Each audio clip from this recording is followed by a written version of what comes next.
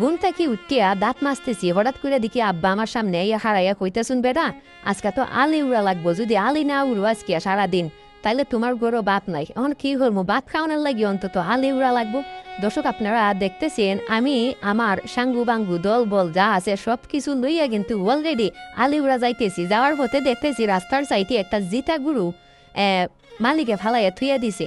এই গুরুটা কিন্তু মানে প্রচুর অসুস্থ, হয়তো সেবা হলে গুরুটা ভালো হয়ে গেলি গানে, কিন্তু এই জিতা গুরুটারে একদম রাস্তার সাইডে আনিয়া মালিকে ফালাইয়া দিছে। কত নির্দয় মালিক, চিন্তা করো। মানুষের মনের ভিতরে আজকাল কোনো মায়া দয়া ওই নেই, যে কারণে একটা বুবা প্রাণের সাথে এইরকম বাজে ব্যবহার মালিকে করতে পারছে। এরপরে আর কি করমু, এই গুরু ধারণা হারুইয়া যাইতে লইলাম আমার ক্ষেতের দিকে। ক্ষেতের মাঝে গিয়া দেখি জুয়েল, সাজু আর ইসুফ আলী এরা ক্ষেত লাগাইতেছে, আর আমি কিন্তু এই জায়গার মধ্যেই ধানের সারা উকরাইমু। দর্শক দেখতেছেন এই মুহূর্তে আমি আমার সাঙ্গু বাঙ্গু হলদের সাথে নিয়ে অলরেডি ধানের সারা উঠানো শুরু করে দিছি। দর্শক দেখতেছেন এই জায়গার মধ্যে আছে আমার বাগনা মাহিন, এরপর আছে আমার ছোট ভাই তালকা, তারপরে আছে সানি। আমরা এই চারজনে কিন্তু আজকে সারাদিনই ধানের সারা উঠাইছি। তো সবাইকে অসংখ্য ধন্যবাদ এই খলি ফার্মার ব্লগ চ্যানেলের মধ্যে সময় দেওয়ার জন্য।